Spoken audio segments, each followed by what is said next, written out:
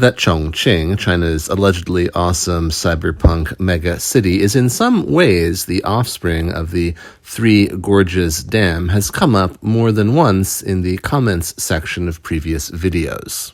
For those that don't know, the Three Gorges Dam is maybe mainland China's marquee mega project, and we see it here discharging excess water. The dam is so large that it has slightly but detectably altered the way the Earth rotates on its axis. And that is not a product of all of the cement that went into making it, but rather the vast reservoir of water that it can hold back. A development on this scale certainly has powerful backers, typically national-level politicians who love a kind of vanity project.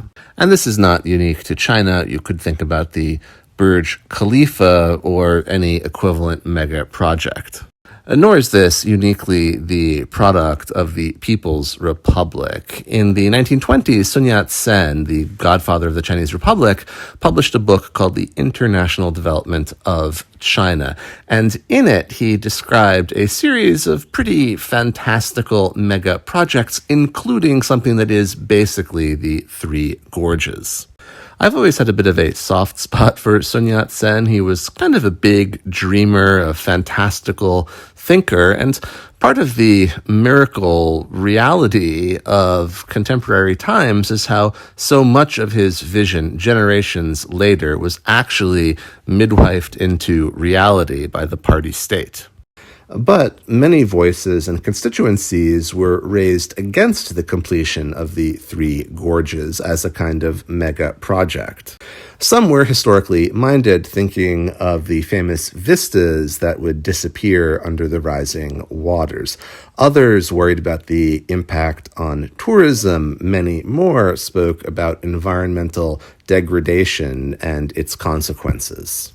Technical experts in engineering were also against this, and their argument was more complex, but basically they said, look, we can get all of the same benefits from power generation by building three pretty big dams instead of one mega project, and in that way avoid a lot of the consequences already mentioned, but also not have to be worried about certain technical challenges or the problem of a critical failure or the maintenance of just this humongous thing.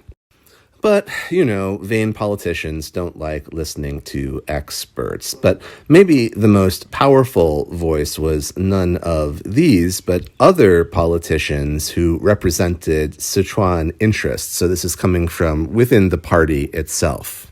And those voices said, look, we get it, the appeal of this mega project, but all of the consequences are going to be borne locally by us, that is, Sichuan. And the social and economic impacts were to be huge.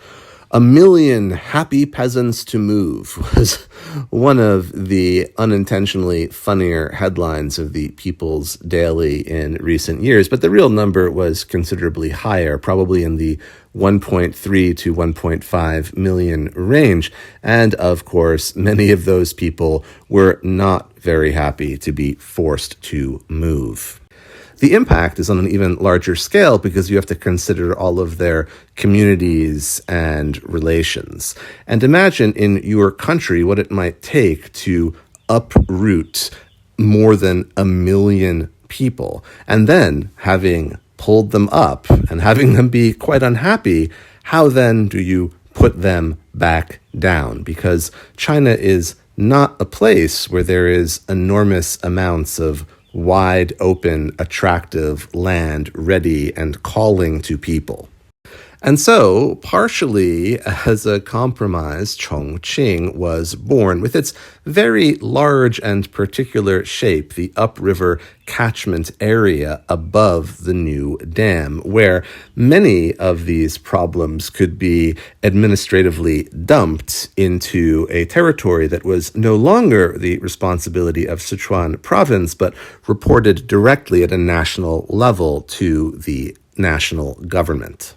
Were there other factors in play too? Of course. I'm not trying to be monocausal here, just trying to answer what I thought was a fairly well-known part of the creation story.